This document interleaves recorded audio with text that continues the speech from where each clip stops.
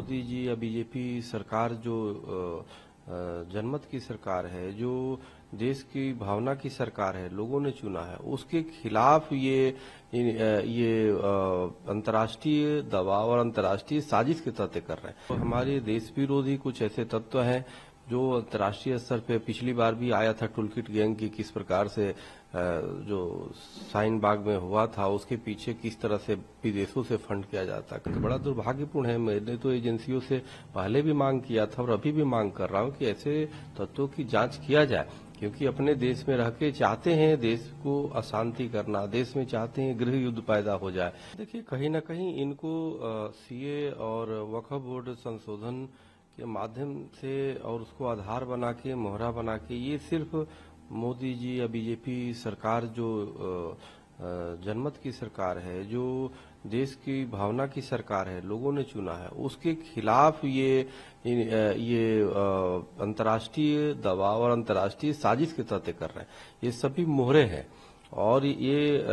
जो हमारे देश विरोधी कुछ ऐसे तत्व हैं जो अंतर्राष्ट्रीय स्तर पे पिछली बार भी आया था टूलकिट गैंग की किस प्रकार से जो शाहीन बाग में हुआ था उसके पीछे किस तरह से विदेशों से फंड किया जाता है। खलिस्तानियों का उसमें समर्थन था, अनेक ऐसे जो देश विरोधी भावना वाले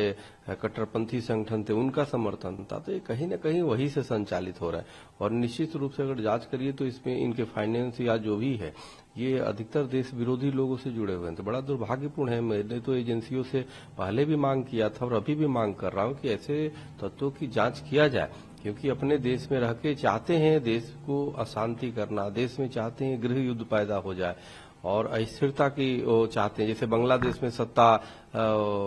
के खिलाफ हुआ, श्रीलंका में हुआ और जगह होता है उसी तरह, चूंकि भारत में आजादी के बाद से हमेशा से एक अच्छी सरकार रही है और स्थिर सरकार रही है और अब वर्तमान में जो हिंदुओं की भावना से एक प्रचंड बहुमत की सरकार मोदी जी के नेतृत्व में सक्षम सरकार बनी है, तो उसके खिलाफ इनका जो इस तरह की आ रहा है ये कहीं ना कहीं मोहरे है, ये कहीं ना टूलकिट गैंग के लोग हैं। सीए और वक्फ बोर्ड संशोधन के माध्यम से और उसको आधार बना के, मोहरा बना के, ये सिर्फ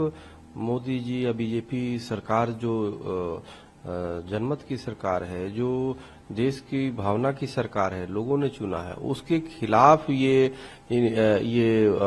अंतर्राष्ट्रीय दबाव और अंतर्राष्ट्रीय साजिश के तहत कर रहे हैं। ये सभी मोहरे हैं और ये जो हमारे देश विरोधी कुछ ऐसे तत्व हैं जो अंतर्राष्ट्रीय स्तर पे पिछली बार भी आया था टूलकिट गैंग की किस प्रकार से जो